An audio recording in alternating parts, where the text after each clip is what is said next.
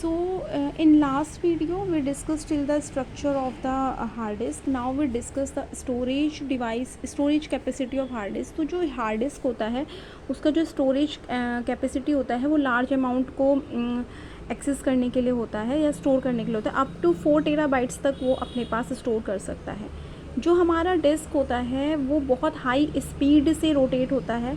जैसे जैसे वो रोटेट होता है तो जो मैग्नेटिक हेड है वो डिस्क के ऊपर आता है, तो वो मैग्नेटिक हेड जो है वो आपके डेटा को रीड भी करने में हेल्प करता है और राइट भी करता है। क्लियर।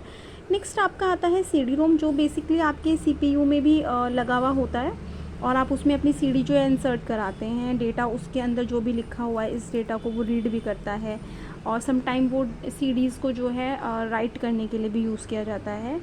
इसमें जो डेटा है can not be written on the CD ROM. CD ROM पर डेटा नहीं लिखा जा सकता। CD ROM are mainly use to playing the computer game, music and video.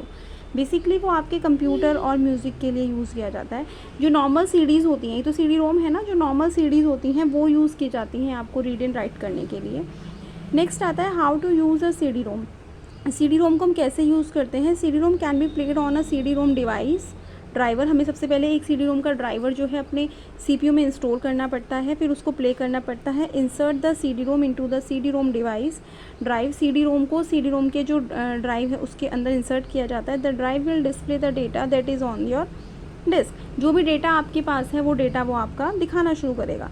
Structure कैसा होता है। CD ROM consist of 1000 of sectors. उसमें 1000 sectors होते हैं, ठीक है, मतलब स्लॉटिंग्स होती हैं। Capacity CD ROM can hold up to 700 MB। ये आपको लर्न रखना है कि वो 700 MB से ऊपर का डेटा को जो है अप टू, मतलब इतना डेटा वो अपने पास स्टोर रख सकता है। CD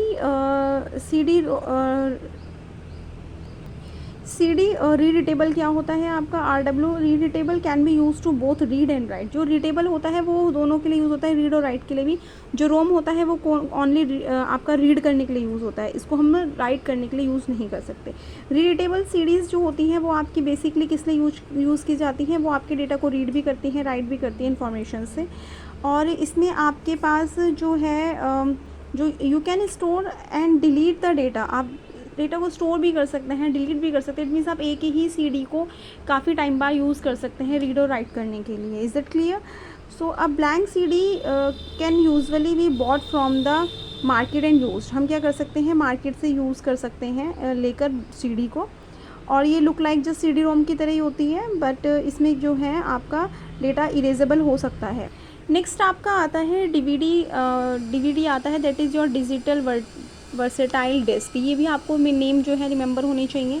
so it look like that. इसका जो कलर होता है वो ज़्यादा डार्क होता है as compare to your CD. So इसमें क्या होता है, जो आपका डीवीडी होता है इसका जो स्टोरिंग कैपेसिटी होता है वो आपके सीडी की कंपैरेटिव ज़्यादा होता है। जैसे कि यहाँ पे शो भी हो रहा है अप टू 4.7 GB डेटा इसमें स्टोर हो सकता है।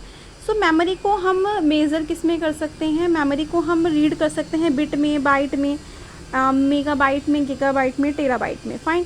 सो बिट जो है वो सबसे स्मॉल यूनिट होता है आपके मेमोरी के डेटा का, और बाइट जो होता है वो 8 बिट से मिलके बना होता है। क्लियर रहेगा आपको। सो आपका जो एक बाइट होता है वो एक कैरेक्टर के इक्वल होता है। जो भी आप कैरेक्टर लिखते हैं उसके इक्वल होता है। Fine. So nibble is a group of 4 bits. जो निबल है वो भी एक यूनिट है जो कि 4 बिट्स से मिलके बनी होती है। सो निबल जो है वो भी तो आपका क्या होगा, 4 बिट्स से मिलके बना होगा, तो निबल भी जो है आपका स्मॉल होगा। सो now here we have some another measuring units, that is your 1 byte is equal to 8 bit। 1 byte 8 bit के इक्वल हो गया। 1 megabyte is equal to 1024 kilobyte। 1 gigabyte is equal to 1024 megabyte। 1 terabyte is equal to 1024 gigabyte। तो ये आपको tips पे learn होना चाहिए। Fine, ये आपको लर्न करना है। तो आज के लिए आपका चैप्टर एक्सप्लेनेशन में इतना ही है। Thank you.